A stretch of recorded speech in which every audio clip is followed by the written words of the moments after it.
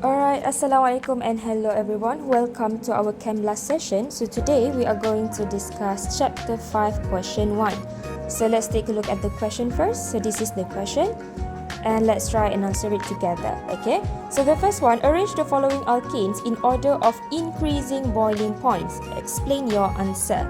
So we have 4-ethylheptane, 2,2,4,4-tetramethylpentane and no name. So how are we going to answer this question? The tip is the first step is to draw the structure first, okay? And the best way to draw the structure is to draw from the parent. So let's say we have 4-ethylheptane. So you need to draw heptane first, which is 7 carbon. And then at carbon number 4, add ethyl, okay? Which is 2 carbon. Alright, next one we have 2,2,4,4-tetramethylpentane. So that means you need to draw pentane first, which is 5 carbon. And then add 2-methyl at carbon number 2, 2-methyl at carbon number 4. Last but not least, we have nonane, which is 9 carbon. Okay, so that is the first step. The second step is to draw the to count the carbon atoms in each molecule. So let's look at the first one. How many carbon do we have over there? 1, 2, 3, 4, 5, 6, 7, 8, 9. That's 9 carbon for 4-ethylheptane.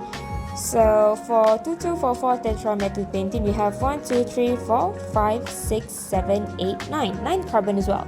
And for nonane, we also have 9 carbon. So 9 carbon for all these three structures. And the third step, you need to determine the factor used. So because we have the same number of carbon atoms, hence the factor involved in this would be the surface area in contact. Why? As you can see here, the differences between these three structures, they have the same number of carbon but different structure in terms of as you can see, for nonane it has linear structure, whereas for these two they have branch structure. Okay, so which of the following has the lowest boiling point? That would be 2,2,4,4-tetramethylpentane. Why? Because it has the lowest surface area compared to this one and compared to this one. Okay, and which one will be the highest boiling point? It will be nonane. Because why? As you can see, because it is linear, it has large surface area. Okay, so let's take a look at the answer.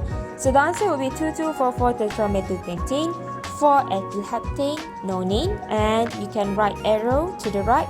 That is increasing boiling point, because that is what the answer asks you. That is what the question asks you. Okay, and for the explanation, we're gonna explain for nonane. So C has the highest boiling point because it has larger surface area in contact due to its linear molecular shape compared to branch molecular shape. Hence, what does it mean? It has stronger van der Waals forces and higher boiling point. Okay, whereas for A, it has lower boiling point than B. Sorry, this is A, this is B, this is C. Don't forget to label. Okay, so A has a lower boiling point than B because it has more branches, so it has smaller surface area in contact. As you can see, it has 4 branches, whereas this one only have 1 branches. Okay, alright. Alright, moving on to chapter 5 question 1b. Okay, so the question asks you, monobromination of propane in dichloromethane gives a mixture of products, okay, and then you need to write a chemical equation for this reaction. So how are we going to write this? The first step is to draw a correct structural formula for propane. And then, because they ask you for chemical equation, don't forget to include major product, minor product, and side product as well. Okay, so propane is the reactant. So remember, prop means we have 3 carbons. So let's draw 3 carbon, 1, 2, 3. And then, if you realize, they already give you clue in the question. So they tell you they're doing monobromination. So bromination, that means we need to add Br2. And then they say in the chloromethane, that means this is the solvent. Okay, so we will add Br2 in CH2Cl2. Don't forget to add UV because this is free radical substitution of alkane. Okay, so remember, in free radical substitution, what you're gonna do is that you're gonna substitute hydrogen to bromine. So let's label where is the hydrogen first. So that is the hydrogen over there. So we have one in the middle, one in the end. And then what we're going to do is that I'm going to substitute the one in the middle first with bromine. So that is the structure that I will get. And then another one, I'm going to substitute it at the end. So we will get this. Okay. And then, so don't forget the side product as well. So our side product here would be HBr. Okay. So that's it for the chemical equation. Let's move on to the identify the major product. So how are we going to identify the major product is that it depends on the most stable free radical you can form from propane. Okay, and then remember tertiary will be more stable than secondary and will be more stable than primary. Okay, so what we have to do is we need to classify them. So look at this Br, it is bonded to this carbon. That carbon bonded to two other carbon. That means this carbon is secondary. Whereas for this one, Br is bonded to that carbon. This carbon bonded to only one carbon. That means this is primary. Okay, so which one is more stable? Obviously, it is this one. Because remember, secondary is more stable than primary. So this would be our major product, and then this would be minor. Okay. Alright, moving on to our next question. So chapter 5 question 1c. Okay, so this is the question. Alright, let's try and answer it together. Okay, so draw the structure of X and Y. So they give you one reaction and then you need to identify the product X and Y.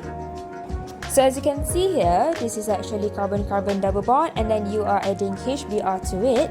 So remember, you need to apply Markov-Nikov rule to predict the major product. So what is Markov-Nikov rule?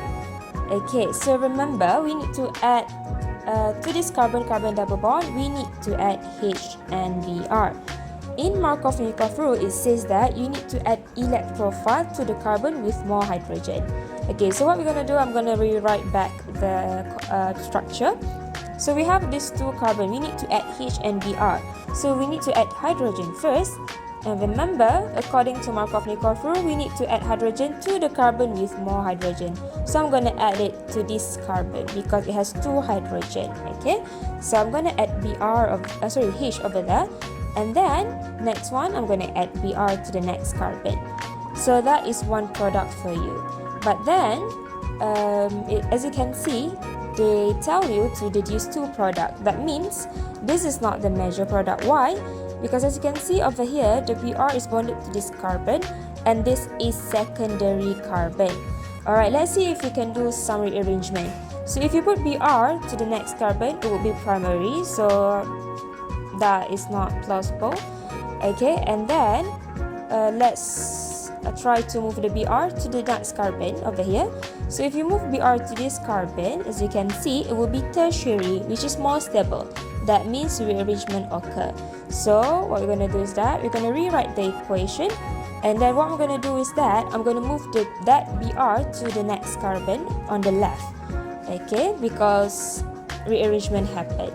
Okay, so that is our Br over there. And then for the next carbon, you just rewrite the structure. So these are the two structures. But then you need to label which one is X, which one is Y. Okay. So, how are we going to deduce which one is X, which one is Y? So, you need to classify. So, this bromine is bonded to secondary carbon. This bromine is bonded to tertiary carbon, which means tertiary is more stable, hence it is major product, and secondary is less stable, hence it is minor product. Okay, so secondary is Y and tertiary is X. Okay, moving on to the next question. State the rule used to predict the major product. So as we've already did just now, we are following Markov-Nikov rule. Alright, and then next, state the type of reaction. So what kind of reaction are we doing? So as you can see, the clue here is that from the double bond, okay, it becomes single bond, which means you add something. So that is addition. But the tip is, don't forget to be specific with your answer. What kind of addition is this? So as you can see here, carbon-carbon double bond, that is a nucleophilic site. Okay, when that is nucleophilic, that means the HBr here is electrophile. So that means this is electrophilic addition. Okay, so be specific with your answer. Alright, that's pretty much it. Thank you for your attention.